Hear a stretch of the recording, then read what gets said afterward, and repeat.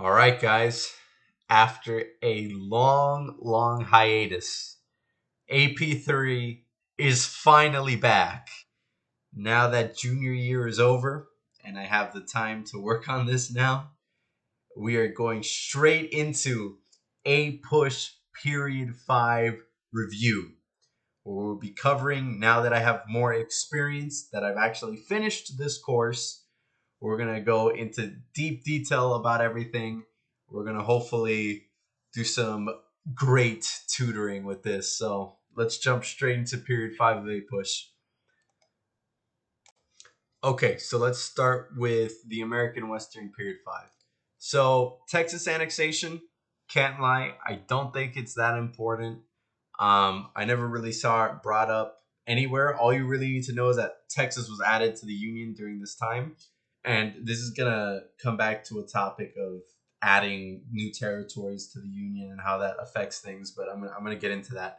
So, next up is the Mexican American War, which all of this takes place under James K. Polk, by the way. He was the president during this time, and he advocated for this manifest destiny kind of idea of claiming new territories. So now the Mexican American War is important because obviously the Americans won this war, and during the Mexican cession, we gained all this new territory. Now, why this new territory is so important is because they wanted to maintain a balance in the Senate. So what would happen is if a bunch of new slave states were added, per se, rather than free states, then the slave states would get control over any issue with slavery. So whenever a territory was added, they wanted to maintain the balance. So whenever with the Mexican cession, a lot of tension over the issue of slavery was increased as well with the Texas annexation, because that's also adding new territory to the Union. So with these two, what you really need to think about is increasing tensions over slavery because of the addition of territory to the United States. Now, one of the things that showcases this, so this is something very important that you need to be able to do on the AP exam, is list examples of things, of these sorts of things, is the Wilmot Proviso or Proviso. So the reason this is important is because basically what it is, it's a bill saying that in any territories that were added to the U.S. from the Mexican-American War, that slavery would not be allowed. Now, this wasn't actually passed, but it's important because it shows the increasing tensions over slavery. So let's say if you were to get some kind of question talking about these two and about, territories adding tension, and then asks you for an example, right here, boom, Wilmot Proviso. That's the perfect example for that kind of thing. Now, during this era, you also had some new technologies, like you have Morse creating the telegraph and Morse code being used. You have the railroad, which would become a humongous industry later during period 6, Gilded Age. So if you need to list some technologies that say enabled westward expansion during this era, Morse code, the telegraph, the railroad would also help in that regard. Okay, so now we're going to get into everything that kind of built up to the Civil War. So, a big political movement going on during the time was the Free Soil movement. So basically, this was a party, the Free Soil Party, and it basically wanted the West to be only for white people. So they supported the limiting of slavery, but for the wrong reasons. It's because they wanted the West to be only for white people, so they wanted to contain slavery to the South, so white people could claim the land, get homesteads, all that kind of stuff, which is why it's called the Free Soil movement. Of course, during this time, you had North versus South. You had that whole dynamic going on. A lot of sectionalist differences. That's the key word here, sectionalism, right? You have these differences building between the North and the South. Now, a great example of this is the Compromise of 1850, right here. So basically, this added some new territories to the Union from the Mexican cession. I think it like split two territories. It also strengthened the Fugitive Slave Act from before. It made it a lot stronger. So this is big because this is going to deeply upset the North, right? Obviously, the North isn't going to want to comply with the new, stronger Fugitive Slave Act. And also, this was made by the great compromiser Henry Clay. So during this time, there was also a lot of resistance against slavery. Um, there were a lot of books coming out, like Uncle Tom's Cabin. You had, of course, the Underground Railroad, and there were a lot of also abolitionists. You had Frederick Douglass, a ex-slave who escaped and he became free. You have William Lloyd Garrison, who had the Liberator. He had his paper called the Liberator, in which he shared his abolitionist thoughts. Then there were a couple more, but then we get into Bleeding Kansas, which all started because of the Kansas-Nebraska Act, which that's probably important if you want to talk about Bleeding Kansas. You had the Kansas-Nebraska Act, which basically it split the Nebraska territory into two areas, Nebraska and Kansas. And basically it allowed people to go into those territories and vote for them via popular sovereignty. Now, popular sovereignty was also a big thing during this era. It's basically the idea that people can go into a territory and they can vote whether they want to allow slavery in there or not. So, a lot of people rushed into these territories, Kansas and Nebraska, and they started fighting each other, killing each other. And that's why it's called Bleeding Kansas, in order to get their either slavery or no slavery passed in the territory. And a great example of someone who did this is John Brown, which is another abolitionist. He was known for his crazy, crazy things that he did. I think you could list the raid at Harper's Ferry as an example of that. And now these are all tensions going on outside, or like going on within the United States, all different. But then you also have the Sumner Brooks affair, which specifically shows this tension building inside of Congress. So basically, Sumner was giving the speech. Brooks got all offended, and in order to defend his point, Brooks beat Sumner with a cane until he almost died. He survived it, but he almost died. So that shows kind of the violence that was breaking out on the floor of Congress, which had never happened before because of this issue of slavery. Okay, now we're gonna get to a pretty big one, the Dred Scott case. So basically, there was a slave Dred Scott, who was taken by his owner to outside of a slave territory, and he lived there for a couple of years. And then later, his owner tried to take him back to the South, but Dred Scott argued, since he lived in a free territory for so long, that he should be given his freedom. However, the court ruled against Dred Scott and said that as property, the owner has any right to take him wherever he wants with him. Now, this is big because what this absolutely destroys is the Missouri Compromise, which is absolutely devastating for honestly both the North and the actually this is better for the South, because it's saying that the South can take their slaves anywhere and they're still allowed to have their slaves. So they can take their slaves into the North, and because it's their property, they're allowed to keep their slaves in the North. So what this does is that this destroys the safety, basically, that the Missouri Compromise granted the North from slavery. So this again shows the increasing tensions before the Civil War. Now, there was also another party that was created during this era, because before you had the Free Soil Party, you had the Whigs, you had the Democrats. But what was created during this era was the Republican Party. And there was a new up-and-coming politician, Abraham Lincoln. And he was chosen as the candidate to run for the Republican Party.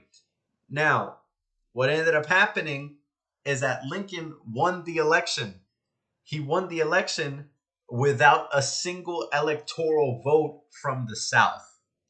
Now, as you can imagine, this is very threatening, very, very threatening to the South, that even with all their votes combined, the North managed to get a president elected without the South, without any, no matter how many votes the South put in, which was completely Democrat, the North still managed to get a Republican president into office. So the election of Lincoln is basically the final nail in the coffin for the South, and because they felt threatened that the North can just control them after electing Lincoln without any votes from the South, practically without any electoral votes from the South. And here's where you start getting secession, where South Carolina secedes, and then a bunch of states start seceding, and now we're starting to get to the Civil War. Okay, let's talk about the Civil War now. So, you have the battle that started it all, Fort Sumter. That's where the whole thing started. Now, I'm going to go into the advantages that each side had. So, the things that the Confederacy had going for it is that it was fighting a defensive war. It had the advantage of military experience because it just so happens that a lot of the esteemed generals and experienced generals were fighting for the South. Like you got Stonewall Jackson, you got obviously Robert E. Lee. They were all fighting for the South. And one of the main things that the Confederacy was counting on was European aid during the war. So what they wanted is that they wanted aid from the British because they were hoping that since the British were quote unquote dependent on their cotton, that the British would intervene, fight with the Confederacy, and beat the Union. So that's what the Confederacy was hoping for. Now on the Union side, they had a higher population. They had a lot more people who they were enlisting. And actually, a great example of that would be the New York City draft riots, because they had a draft, and it was basically just getting a lot of immigrants, so a lot of Irish immigrants, and just getting them straight into the war. And there was a lot of controversy around that because rich people were able to buy their way out of the draft, and that upset a lot of people. Led to the New York City draft riots. But basically, that kind of shows that they had the higher population. They were able to draft a lot more people. Then, of course, the Union dominated the economy. The Union had all the railroads. It had, for example, the Transcontinental Railroad. It went through the North. It didn't really pass through the South. It went through the North. So they had the Transcontinental Railroad. They had all the factories in the North. They had other railroads. They had a lot more infrastructure in the North. Like going back to period 4, like the Cumberland Road, Erie Canal, like all of that was in the North. And something that they also had was just an established government. They had a system that worked and that had been proven to work for a while now, whereas the Confederacy didn't, which I'm going to get into now with the Confederate Constitution. So with the Confederate Constitution, it was basically modeled after the United States Constitution, but it had a couple key differences. So, for example, one of them was the item veto. So, obviously, in our Constitution, the president can veto a bill. But in the Confederate Constitution, the president could only veto a certain part of a bill. So, they didn't have as much power to veto an entire bill. And as you're going to see, the Confederate Constitution was far more framed towards states' rights than central power, like federal power. Another thing was that the president had a term of 6 years instead of 4. And also, this is very important, they had no power to collect taxes. This is important because obviously, how else are you going to fund the war? You're going to fund it with taxes. But the Confederacy didn't have the power to do that, so essentially they were broke for a lot of the war. And getting to the Anaconda Plan, that's the strategy that the Union used. It was made by General Winfield Scott. And basically the idea was just to blockade the entirety of the South to basically cut it off from resources, and then take the Mississippi River in order to cut the South off, split it off, that whole idea. So the Anaconda, that was the Anaconda Plan. Now, the Trent Affair, this is going back to how the Confederacy was counting on European aid. The Trent Affair was when a bunch of British ambassadors were found, or it might have been Confederate ambassadors, but essentially Confederates and the British were found together on a ship. And obviously this deeply upset the North because they were trying to make deals. They were trying to buy ships from the British to use in the Civil War. But um, now we're going to get into why none of that worked out, which is the Emancipation Proclamation. Now, there's some misconceptions about the Emancipation Proclamation. A lot of people think that the Emancipation Proclamation was the big old, oh, no more slavery. But the truth is, the Emancipation Proclamation only outlawed slavery in rebelling states, aka the Confederacy. So basically with this, Lincoln was saying all the slaves in the Confederacy are now free. However, in the Union, there were some border states that allowed slavery in the Union, which means that it didn't emancipate all it didn't free all slaves. In fact, there was still a good amount of slaves in the Union that legally were still slaves. However, in the Confederacy, it was illegal. So whenever the Union came down and they were basically able to free slaves as they were fighting the Confederates. Now this is starting to get more into the tactics now with and another important thing to mention about the Emancipation Proclamation is that not only did it not just free all the slaves, but a very important thing that it did was that it actually deterred the British from joining the war. Because as I was saying before, the South was counting on the fact that the British would intervene on the part of the Confederacy. But because, they made their cotton and they were dependent on their cotton, whatever.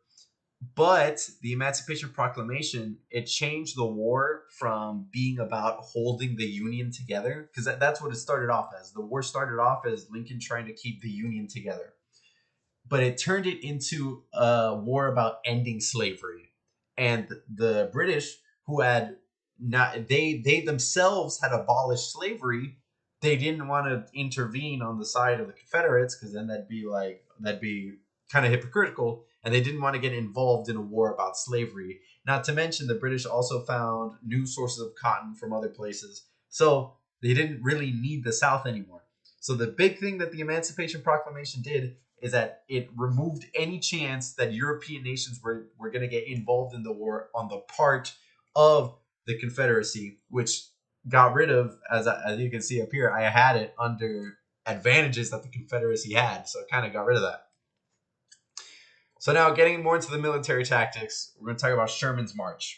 So basically this Sherman was a general, and his idea basically was to just burn through the South. Basically, just destroy everything in his path all the way to the coastline and basically ruin Southern infrastructure. So, what that does is that it kills the Southern morale, one, it destroys the resources, two, and essentially, it also, basically, the big thing is that it destroyed the Southern morale. And it was ruthless. And the name for it is the scorched earth tactic. So basically, they would just burn everything down. They would live off the land. So the general idea behind that was destroy Southern infrastructure and absolutely demolish the morale. So now we're going to cover General Grant. So one of the big issues that the North came across during the war was that they couldn't find reliable military leadership. They couldn't find good generals. Now out west, Grant was leading the charge out west, and basically he was the one responsible for Vicksburg. He won the Battle of Vicksburg, and his tactic, basically what his tactics would become when he was later moved into the eastern side of the war, is to, as I was saying before, the Union has a lot of extra soldiers. It has the higher population. So his tactic was literally just to whittle down the Confederacy. He would basically just throw his soldiers at Robert E. Lee, making some super bloody battles and a lot of death. But it worked because the South, as I was saying before, it didn't collect taxes, it didn't have a lot of stuff, it didn't have a lot of resources, and Grant was just using his high amounts of resources to throw them at the Confederacy, and it was absolutely destroying everything the Confederacy had. So it was a strategy of attrition, basically. So that's what was Grant's strategy, and of course that would lead to the surrender of the Confederacy at Appomattox Courthouse, which would be the end of the war. Now, um, after the war, Lincoln was assassinated by John Wilkes Booth, and as I mentioned before, the Emancipation Proclamation only outlawed slavery in rebelling states. And now this is when we get to the 13th Amendment. So after Lincoln's death, the 13th Amendment was passed, and that's what outlawed slavery in the United States, period, like completely. Not in rebelling states, not whatever. This is what finally completely outlawed slavery in the United States. And now this is going to be a part of something called the Civil Rights Amendments. So that's going to be the 13th, 14th, and the 15th. And I'm going to cover those other two now that we're going to start getting into Reconstruction. Okay, so now that the Civil War has ended, we're going to get into Reconstruction now. So before Lincoln was assassinated, he came up with a 10% plan. So basically, what this was, it was his plan to integrate the South back into the Union, because the Northern view of it, or at least Lincoln's view of it, was that the South never actually left the Union. They just rebelled. So the 10% plan practically was that 10% of voters in the state had to make an oath to the Union, and basically and basically say they wouldn't allow slavery, all that kind of stuff. So it was 10% of voters had to make an oath to the Union, and then the state would be readmitted as a state into the Union, because right now they're kind of just territories. So it's 10% of voters in a territory would have to make an oath to the Union, and it'd be readmitted as a state. Also, another part of this is that in the meantime, um, union like Republicans would be put in power, and pro-union people would be put in power in the South, rather than just allowing secessionists to get important roles in government, because then nothing would change. So that was the idea behind the 10% plus plan, or 10% plan. Then there was the Wade Davis bill. So there was two kinds of sides to this. In You had Lincoln's side, which was the more moderate, as you can see, only 10%, which is very little. It was the more moderate kind of approach to it. And then you had the Wade Davis bill, because in Congress there were two kinds of people. There were radical Republicans and moderate Republicans. So moderate Republicans kind of just cared about economic gains, all this, all that. But the radical Republicans specifically wanted to make sure that freedmen, African Americans, got their rights. So the radical Republicans came up with something called the Wade Davis bill, which basically what it was is that it required the ironclad vote, it was called. So whereas Lincoln only required 10% of people to make this oath, 10% of voters to make this oath in Southern territories, the Wade Davis bill required 50% of voters to make this oath. It was never actually passed, but it shows the radical Republican side of things. So if you need an example for radical Republicans, this is a great example of that. This is a great example of radical Republicans pushing for what they wanted during Reconstruction. So then Lincoln gets assassinated, and he gets replaced by his vice president, Andrew Johnson. Now, here's the interesting thing. Andrew Johnson was a Southern Democrat, and the reason why he was chosen to be Lincoln's vice president was to try and gain more support from the South while he was running. But Andrew Johnson was a white supremacist, and he kind of advocated for the poor, and he hated like the elite like Southern plantation owners and all that. So he came up with the 10% plus plan. Very original. Just added a plus to Lincoln's 10% plan. And basically, it was basically just against. It literally just went against southern like the Southern elite. That's kind of what it did. It's honestly not that important, but now we can get into civil rights legislation, which was passed by the radical Republicans. So if we scroll down here, so there's a lot of things that were passed during this era that were meant to help newly freed African Americans get accustomed to, you know, living.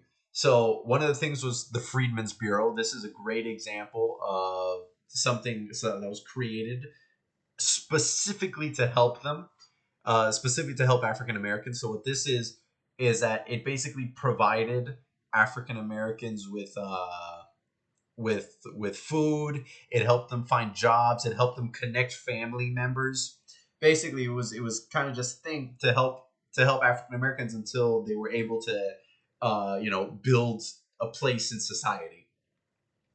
So, um, actually, a lot of Southern people were against this. We're gonna get to this once we get to the Black Codes, but the South was obviously strongly against it because it was helping African Americans. Then we have multiple civil rights acts that were passed. We have the Civil Rights Act of 1868 and the Civil Rights Act of 1875, which which were actually vetoed by Andrew Johnson, but then they were overridden by the radical Republicans in Congress. So now, then we have these, which out of all of these are most definitely the most important. You definitely have to know these three. The three amendments that are the civil rights amendments. So the 13th Amendment, pretty simple, freed slaves. It said no more slavery anywhere in the United States, as I mentioned before when we were talking about the Civil War. Now, the 14th Amendment, what this did is that it basically said anybody born in the United States is a citizen. So what this was basically doing is that it was guaranteeing citizenship for African Americans that might have been denied their citizenship in the South. And then the 15th Amendment was that did so really quick. So this freed slaves. That was the 13th Amendment.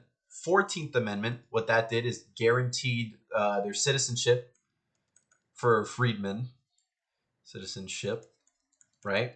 And then the 15th Amendment made it so all males could vote. All males in the United States can vote, which again is guaranteeing African American rights to vote. All males can vote. So that's how it is. 13th Amendment, free the slaves. 14th Amendment guaranteed everyone citizenship, everyone that was born in the United States citizenship, which was geared towards African Americans to give them their citizenship. The 15th Amendment allowed all males to vote, which again is geared towards African Americans so they can vote. And a side effect of this is that since African Americans were like technically freed by the Republican Party because Lincoln was a Republican, they were in the like the Union was Republican, whatever. A lot of African Americans voted Republican, which is what ended up getting Grant voted in as president because it was a very narrow election. But the African American votes from because they voted Republican got Grant elected. But these are basically the main. All of these are pretty important. But if I had to mention just a couple, it'd be the three amendments here. So those are the civil rights legislations that were passed during this era. Now we have Southern resistance to Reconstruction. So one of the main things is the Black Codes. So what this basically did, I don't think you need to know specifically like specific examples of the Black Codes. You just need to know it was a Southern resistance. But I'll give you an example. So if there was an African American just found in the street without work, they could be picked up by any white man and be like, "Hey, you work for me now." That was one of the things, and that was basically going against the Freedmen's Bureau because the Freedmen's Bureau was allowing African Americans to survive temporarily without having a job because obviously they didn't have their jobs yet. So the Black Codes was basically putting them right back to work. Also, they couldn't testify against a white man in court, and there's more Black Codes, but you don't really need to know what they are. You could just use the Black Codes as an example of Southern resistance. Also, you have the creation of the KKK, of course. Um, uh, then you have these two, which were specifically to stop African Americans from voting. So literacy tests were basically these tests that were given to make sure that a person was literate enough to vote, but they were specifically made so that way anyone could pass or fail them. It was all on the person giving the test. So if a white man came in, they'd be like, "Oh, yep, sure, you pass." But or if a African American came in, they'd be like, "Nope, you don't pass." So it was basically left up to interpretation, so that they could fail African Americans and not let them vote. And then you had poll taxes, which was literally just taxes you would have to pay to vote, which meant that a lot of poor African Americans couldn't afford it and they couldn't vote. So those were types of Southern resistance, and all of this was, by the way, allowed by Andrew Johnson. Um, Next, you have Reconstruction Acts. So these were passed, and I probably the big thing out of this is that it divided the South into 5 military districts and basically allowed the Union military to reside in the South to enforce all of these new civil rights legislations. So this basically allowed the military, by making them military territories, to go in there and make sure that that legislation was actually being upheld in the South. And this is important because this will tie back into the Compromise of 1877 later. And I could also go into Andrew Johnson's impeachment trial because he wanted to fire his Secretary of Defense, but Congress passed the Office of Tenure Act to not allow that to make it, so he couldn't fire his Secretary of Defense. But he did it anyway. Congress called him out on it. They took him. They impeached him. Whatever. But he wasn't actually found guilty or anything by one vote. He wasn't found guilty, so that didn't go anywhere. That's not really that important. That's just a little something you can know about Andrew Johnson. Okay, now this is pretty important. The sharecropping system. So here's the thing: the South was super dependent on slavery. Like that was their entire economy. So once you get rid of that, they need a new way to run their economy. So although there were some attempts to add factories, and this goes into period 6 a little bit with the New South, but essentially they depended on sharecropping, which what that is that it would allow African Americans to rent a piece of land from a plantation owner. It would allow them to rent a piece of land, and they would work the land, they would farm on it, whatever, and then they'd have to give a certain percentage of the crop yield to the owner of the land, and they would be called tenant farmers. So the people working on these sharecropping lands were called tenant farmers, and that's basically what it is. They would rent out the land and the tools necessary to farm on that land, and then they would pay the farm owners a certain yield of their crops. And obviously, a lot of African Americans were forced into this system because they had no other choice. There was no other jobs available, so they were basically forced back onto plantations, just quote unquote legally now, because it's no longer slavery; it's sharecropping. They're working on land and they're renting it out. So finally, we have the Compromise of 1877, which is the last thing we're going to cover. So by now, the North has changed its perspective. By 1877, the focus is no longer on civil rights and African Americans and ensuring they're safe. They don't really care about that anymore. Now the whole thing is industrialization, business, new things in business, right? So what essentially ended up happening with Compromise of 1877 is that there was a presidential election, and it was a very, very close election. It was between Rutherford B. Hayes and someone else. It's not important who the other person is. And it was very, very close, and it was a whole like election crisis. They couldn't figure out who actually won. So they made a compromise. The South said, "We'll let Rutherford B. Hayes be president," and he was the Republican nominee. The South said, "We'll let Rutherford B. Hayes be president, but in return, like we're talking about in the Reconstruction Acts, there's still the military is still in the South. So in return, the South asked that they pulled the military out of their territories. So the North agreed. Rutherford B. Hayes became president, and the military was completely pulled out of the South. So what this means now is that there's no one in the South to enforce all of the Reconstruction policies. So essentially, Reconstruction came to an end. So that's why the Compromise of 1877 is so important, because what this essentially marks the end of Reconstruction. So this is something you definitely have to know. And with that, with the end of Reconstruction, that is the end of period 5, because now we start getting into period 6, Gilded Age, rise of big business, as I was talking about. So thank you very much for watching. If you would like to continue reviewing APUSH, I will be putting up more videos, period 6, period 7, period 8, period 9, all the way up to the end. And you can go check out my previous videos. So thank you very much for watching, and please like and subscribe.